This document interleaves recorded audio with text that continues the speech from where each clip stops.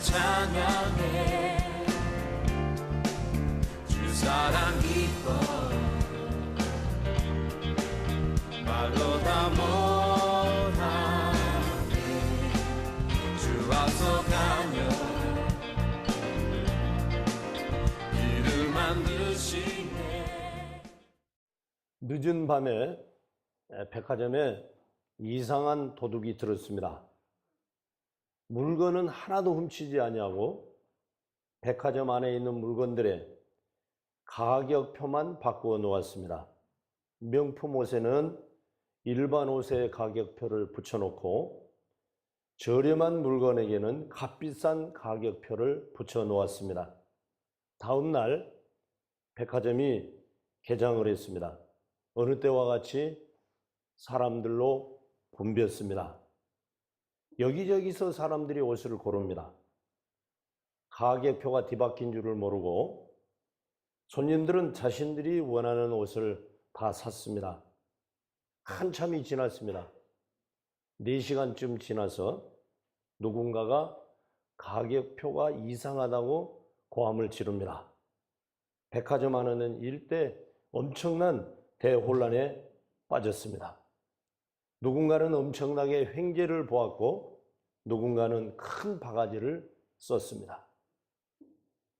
엑스 루케이도의 책 하나님 저도 고칠 수 있나요? 라는 책에서 나온 이야기입니다. 많은 사람들은 자신을 스스로 불행하다고 느낍니다. 잘못된 인생 가격표를 사실로 믿고 있기 때문입니다. 인간은 원래 가격표는 천하를 주고도 살 수 없는 가치 있는 가격을 가지고 있습니다. 우리는 예수 그리스도를 믿음으로 세상 어떤 것으로도 살 수 없는 하나님의 자녀가 되었습니다. 사도 바울은 셋째 하늘에 다녀온 후 이렇게 자기 자신을 소개합니다. 고린도후서 12장 1절 이하의 말씀 쉬운 성경대로 여러분들에게 소개해 드리겠습니다. 자랑하는 것이 이로울 것은 없지만 계속해 보겠습니다. 나는 주께서 보여주신 환상과 계시를 말씀드리겠습니다. 2절 나는 14년 전에 셋째 하늘로 들려 올라간 그리스도 안에 있는 어떤 사람을 알고 있습니다. 그것이 몸 안에서 된 것인지 몸을 빠져나와서 된 것인지 나는 알지 못하지만 하나님은 아십니다. 3절 내가 이런 사람을 아는데 그 사람의 몸이 거기 있었는지 아니면 단지 그 사람의 영이 그곳에 있었는지 나는 알지 못하지만 하나님은 아십니다. 4절 그 사람이 낙원으로 들려 올라가서 사람이 말해도 안 되고 이루 말로 표현할 수 없는 말을 많이 들었습니다. 5절 내가 이 사람에 대하여서는 자랑하겠으나 나 자신에 대해서는 나의 약한 것들을 외에 자랑하지 않겠습니다. 여러분 사도 바울은 셋째 하늘에 올라갔다 왔다는 것이에요. 여러분 그렇기 때문에 바울은 여기서 지금 14년 전에 셋째 하늘에 올라간 한 사람을 아는데 하는 것은 자기 자신을 지금 말하고 있는 거예요. 그리고 너무나 엄한 말들을 들었기 때문에 그 말을 할 수가 없다는 거예요. 여러분 오늘날 뭐 천국을 갔다 왔니 지옥을 갔다 왔니 해가지고 베레베르 소리를 하는 사람들이 다 있어요. 뭐 그거 가니까 뭐 개털 모자를 쓰고 있고 뭐 누구는 뭔 모자를 쓰고 있고 뭔 집에 살고 있고 뭐 초가집에 살고 있고. 여러분 사도 바울은 하나님 나라를 갔다 온 사람이에요. 셋째 하늘에 이미 갔다 온 사람이에요. 그런데도 거기 가서 너무나 어마어마한 말을 들었기 때문에 그 말을 자기가 할 수 없다는 거예요. 그러면서 마치 다른 사람을 소개한 것처럼 소개하고 있는 것이었습니다. 사도 바울은 셋째 하늘을 갔다 온 후에 다녀온 후에 보배 중에 보배는 오직 그리스도임을 고백하고 있습니다. 빌립보서 3장 8, 9절 말씀 모든 것을 잃어버리고 배설물로 여김은 그리스도를 얻고 그 안에서 발견되려 함이니 라고 고백합니다. 여러분 이제 새해를 주신 하나님 앞에 감사하며 셋째 딸을 주신 하나님 앞에 감사하시길 주의 이름으로 축원합니다. 셋째 달을 시작하면서 인생의 가격표를 점검하는 것으로 시작하면 어떨까요? 우리가 어떤 가격을 가지고 있느냐 그 말입니다. 그렇습니다. 오늘 본문은 여러분 사가랴 제사장이 이제 자기 아내 엘리사벳이 나이가 많아서 천사 가브리엘 천사를 통해서 이제 아들을 낳을 것이다 라는 것을 알려주니까 거기에 대한 이제 사가랴의 반응입니다. 그리고 닫히고 열리는 그러한 과정을 통해서 오늘 제목이 바로 닫히고 열리는 신앙입니다. 여러분, 어느 때에 우리가 닫히느냐는 말입니다. 우리의 신앙이 어떨 때 우리의 신앙이 닫혀버리느냐라는 말입니다. 불신앙입니다. 의심하는 것입니다. 믿지 않는 것입니다.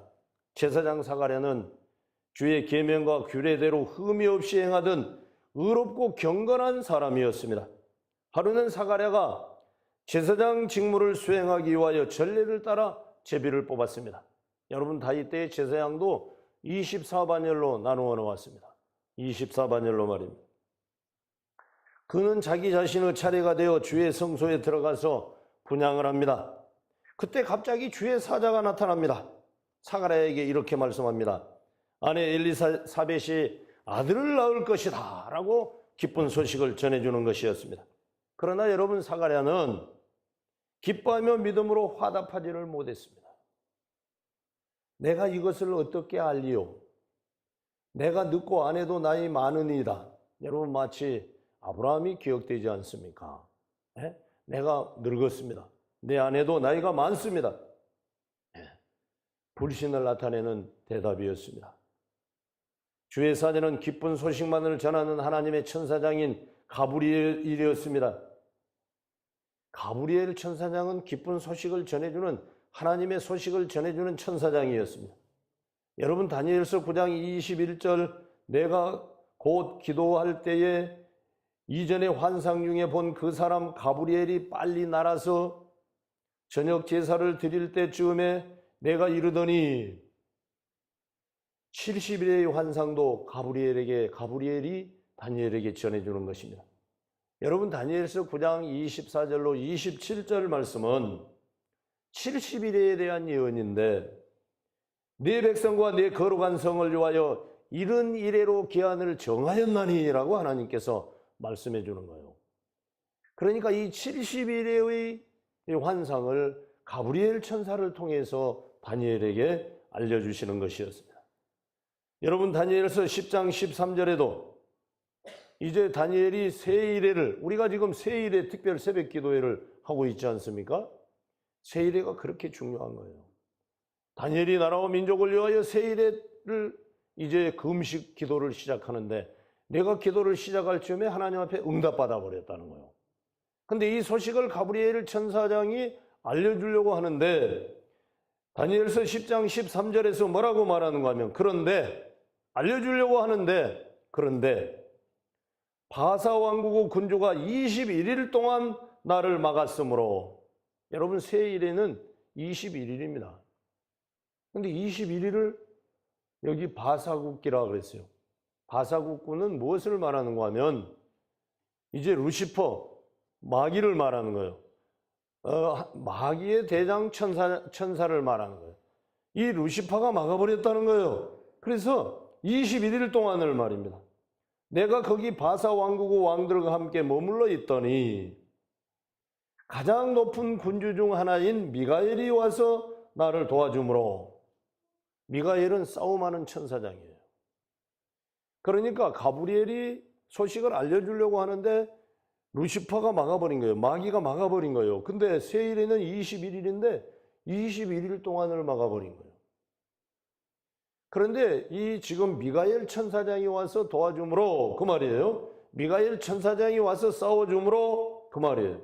14절 이제 내가 마지막 날에 내 백성이 당할 일을 내게 깨닫게 하러 왔노라.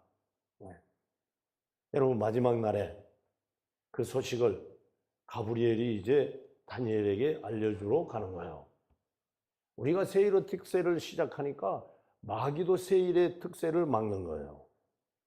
하루만 맞고 일주일만 맞고 마는 것이 아니라 21일 동안을 막는 거예요.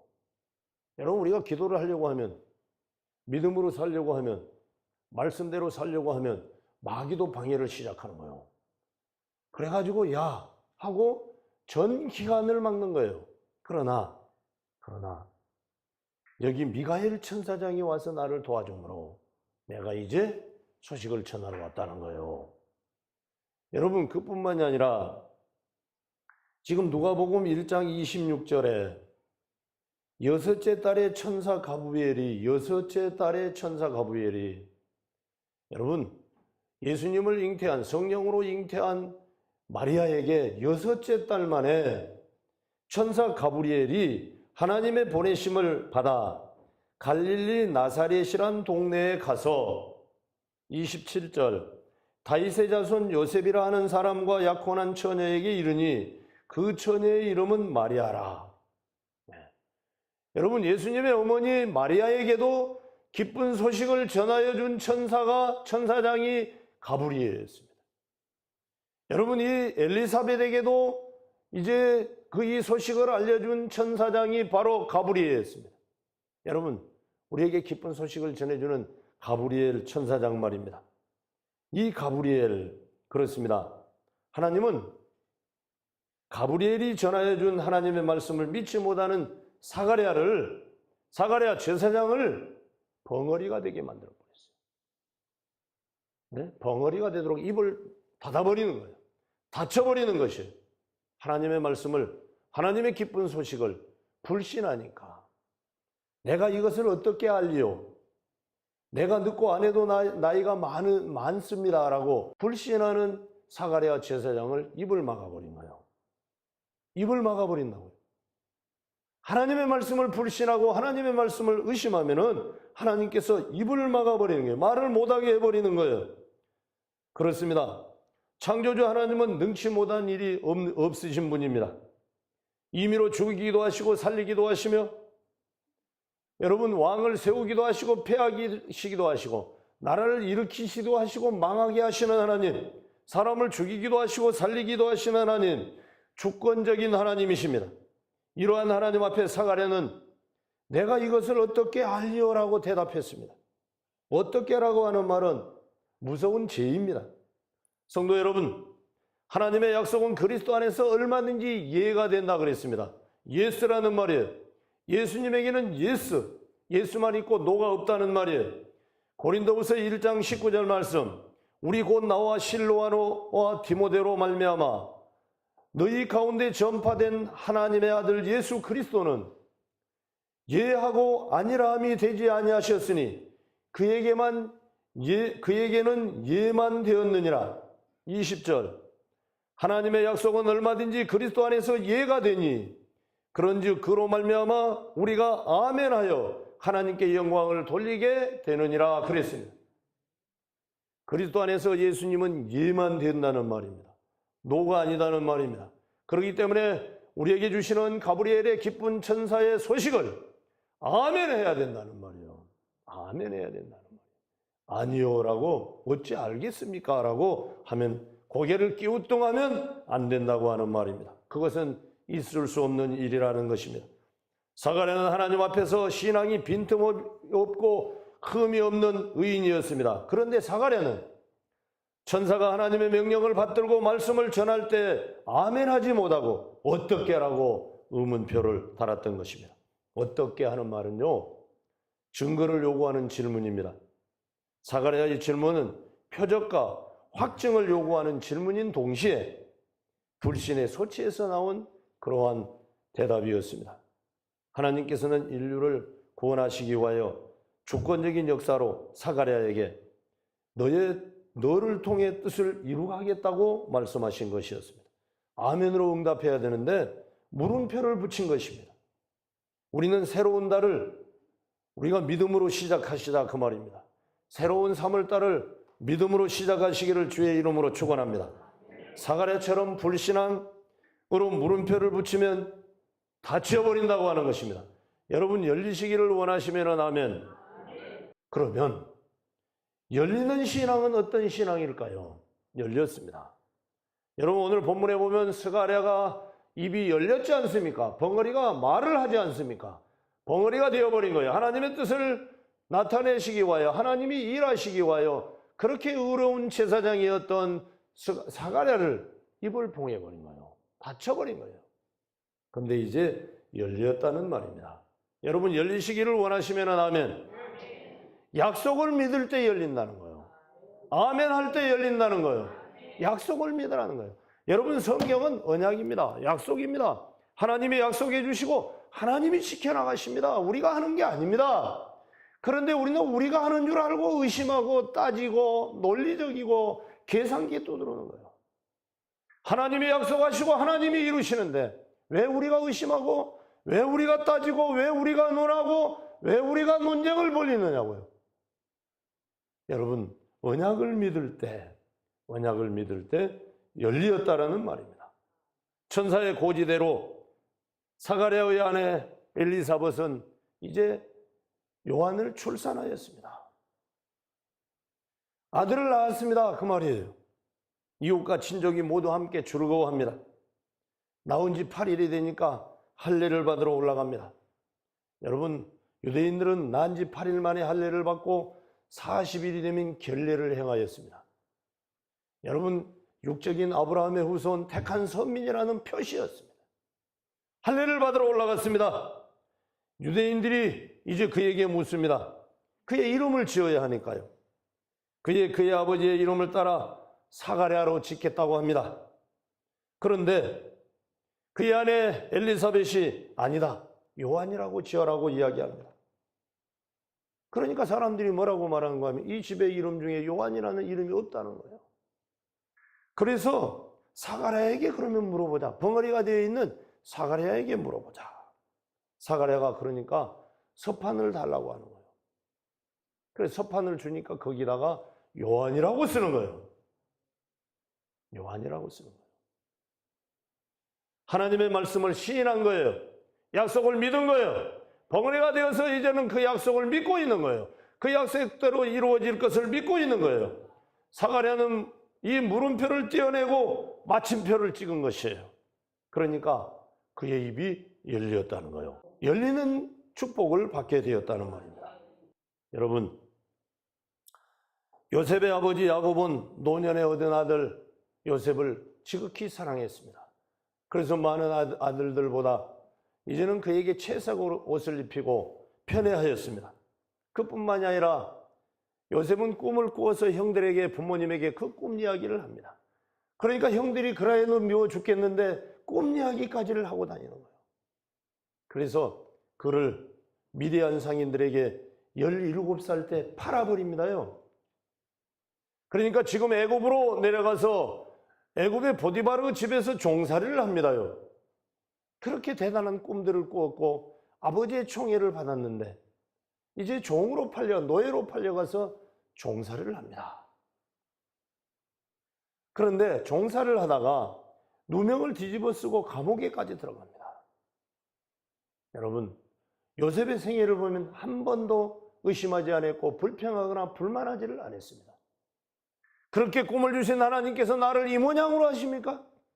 그렇게 꿈을 주셨던 하나님께서, 보여주셨던 하나님께서 나를 노예로 팔아버립니까? 종으로 팔았습니까? 종도 부족해서 감옥까지 쳐넣습니까? 라고 불평하는 거 보셨습니까? 언제 불평하시더냐고요. 우리는 조금만 혼란이 와도, 고난이 와도 불평하고 불만하는데 하나님이 살아계시면 나를 이렇게 하십니까? 저렇게 하십니까? 하고 따지는 분들이 있잖아요. 그건 믿음이 아니죠. 그런데 요셉은 한 번도 불평을 하거나 불만을 하지 않습니다. 그러니까 하나님께서는 종으로 팔려가 있던 요셉을 30살에 애굽의 총리가 되게 만들어버립니다. 네? 애굽의 총리가 되게 만들어버립니다. 실세 총리가 되는 거예요. 꿈을 해석하고 해몽하고 총리가 되어서 이제 7년, 흉년 동안에, 풍년 동안에 곡식을, 창고를 쌓아서 국고성을 쌓아 다 저장한 후에 7년, 6년을 그것을 팔아서 다 이겨내고 큰 부자로 만들어줘 버려요. 여러분, 우리가 의심하지 아니하고 하나님의 약속을 믿으면 하나님께서 아니 노예로 팔려갖고 감옥에까지 들어갔던 요셉을 하나님께서는 애굽의 총리로, 그때 세계 최고의 강국인 애굽의 총리로 하나님께서 등극시켜 주시는 거예요. 그를 통해서 여러분, 아브라함에게 약속했던 너로 큰 민족을 이루고, 야곱의 가족이 애굽에 내려가서 430년 동안 종사를 하면서 여러분 큰 민족을 이루어 버렸지 않습니까? 이게 하나님의 뜻이에요. 하나님이 섭리하시는 거예요. 하나님의 약속을 믿으면 하나님께서 열어주시는 거예요. 열어주시는 거예요. 우리가 왜 안 열립니까? 왜 닫힙니까? 왜 앞이 캄캄합니까? 하나님의 언약의 약속의 말씀을 믿으라는 거예요. 아멘 하라는 거예요. 이제 의심의 종지부를 찍고 마찰하는 거예요. 하나님의 약속을 믿으라는 거예요. 여러분, 그러면 사가랴는 이 문이 열렸을 때, 입이 열렸을 때 어떻게 하였나요? 어떻게 했습니까? 오늘 본문에 보니까 찬송하였다 그랬습니다. 여러분, 찬송하시기를 주의 이름으로 축원합니다. 찬송이 얼마나 중요한지 아십니까? 제가 오늘 우리가 예배 시간에 불렀던 찬송으로 보답할 수 없는 하나님의 자녀여 후렴입니다. 크게 찬송 부르며 밝고 거룩한 길로 기쁨으로 나아가 주의 보좌 앞으로 속히 들어가겠네. 주님께 영광 할렐루야. 저는 이 후렴을 할 때마다 어깨가 으쓱으쓱합니다. 하나님의 자녀라고 하는 그 찬양 말입니다. 옆에 분이 부르니까 여러분 따라 부릅니까? 찬송의 의미와 기쁨을 모르면서 그냥 부릅니까? 하나님의 자녀라고 하는데, 내 같은 자가 하나님의 자녀라고 하는데 어깨가 으쓱으쓱 올라가야 되지 않겠습니까? 여러분, 찬양은 찬미의 제사라고 그랬어요. 예배라는 말이에요. 찬양이 예배예요. 마음에서 깊이 우러나오는 기쁨과 열정이 찬양을 통해서 하나님께 영광 돌려드려져야 그게 찬양인 거예요. 입이 막혔던 사가랴가 입이 열리니까 하나님을 찬송하게 되는 거예요. 하나님을 찬송해요. 여러분, 우리 모든 성도들이 이달에는 이제 찬송으로 시작하시길 주의 이름으로 축원합니다. 마음속에서 기쁨과 믿음의 고백이 찬양으로 흘러나와야 돼요. 믿음의 인격이 하나님 앞에 영광을 돌려드려야 되는 거예요. 그래서 예배의 한 부분이 찬양인 거예요. 찬양을 통해서 하나님께 영광을 돌려드리는 거예요. 고넬 목사님이 그걸 던져버리고 열심히 도박해서 딴 돈으로 살다가 여러분 그가 회개하고 여러분 하나님께 찬양하였다고 하는 거 아닙니까? 찬양을 통해서 듣고 회개하였다고 하는 거 아닙니까? 그렇습니다. 우리의 입술에서는 찬양이 나와야 돼요. 그냥 나오는 것이 아니에요. 옆에 성도의 찬양을 듣고 함께 찬양하는 것이 무의미하게 그냥 노래하는 게 아니에요. 믿음의 고백인 거예요. 입술의 고백인 거예요. 열매인 거예요. 여러분, 오늘 새벽에도 그렇게 말씀드렸지 않습니까? 우리가 말씀대로 행하는 것은 열매 맺는 것이다 그랬습니다. 말씀대로 살아야만이 열매를 맺습니다. 말씀대로 살지 않으면 열매를 맺을 수가 없습니다. 성도가 열매 맺는 것은 말씀대로 살아야 열매를 맺습니다. 여러분, 그 거룩하신 하나님의 성호를 찬양하여야 열매를 맺습니다. 여러분, 우리가 찬양하는 믿음이 되시길 주의 이름으로 축원합니다. 여러분, 말씀을 마치려고 합니다. 성도 여러분, 일평생 벙어리로 말 못하고 살지는 않았습니까? 우리가 벙어리로 살지는 않았습니까? 찬송의 문이 열려야 합니다. 찬송의 문이 열려야 합니다. 찬송이 마음 깊은 데서 샘물이 솟듯이 우리의 찬양이 솟아나와야 합니다. 여러분은 기도의 벙어리로 살았지는 않습니까? 기도의 문을 열어야 합니다. 모든 것을 주님께 맡기는 기도는 응답의 역사를 가져오기 때문입니다. 여러분, 전도의 벙어리로 살지는 않았습니까? 여러분, 이제 세 번째 달이 되었습니다. 여러분, 두 번째 달까지 여러분들이 제가 기다려봤어요. 이분들이 전도를 하는 건지 안 하는 건지, 전도하려고 있는 마음이 있는 건지 없는 건지, 전도의 열정이 있는 건지 없는 건지. 여러분, 전도의 벙어리로 살지 않았습니까? 전도의 문을 열어야 합니다. 그런데 전도할 문을 열어달라고 바울도 기도를 부탁했습니다. 사도 바울도 말입니다. 최고의 영역의 최고의 사도 바울도, 예? 아니 셋째 하늘까지 갔다 온 사도 바울도 전도할 문을 열어달라고 그들에게 기도를 부탁하는 거 보지 않았습니까? 우리 전도의 문이 열려야 합니다. 전도의 벙어리가 입이 열려야 한다는 말입니다. 한 생명을 주께로 인도하는 자, 하늘의 별과 같이 빛납니다. 그래서 전도할 문을 열어달라고. 여러분, 이달부터는 말씀의 문이 열려야 합니다. 지난 일주일 동안 말씀, 모든 성경은 하나님의 감동으로 된 것으로 교훈과 책망과 의로 교육하기에 유익하다 그랬습니다. 이 말씀은 하나님의 사람으로 온전케 하며 선한 일을 행할 능력을 주신다 그랬습니다. 그래서 성경이 말씀입니다. 이달은 우리가 말씀으로 말씀의 문이 열려야 합니다. 이달에는 여러분 우리가 전도의 문이 열려야 합니다. 오늘 주시는 말씀에 아멘으로 응답하시길 주의 이름으로 축원합니다. 다쳤던 모든 삶이 약속의 언약의 약속을 믿는 모든 성도들에게 찬송의 문, 기도의 문, 전도의 문, 말씀의 문이 다 열리시기를 주의 이름으로 축원합니다. 생명의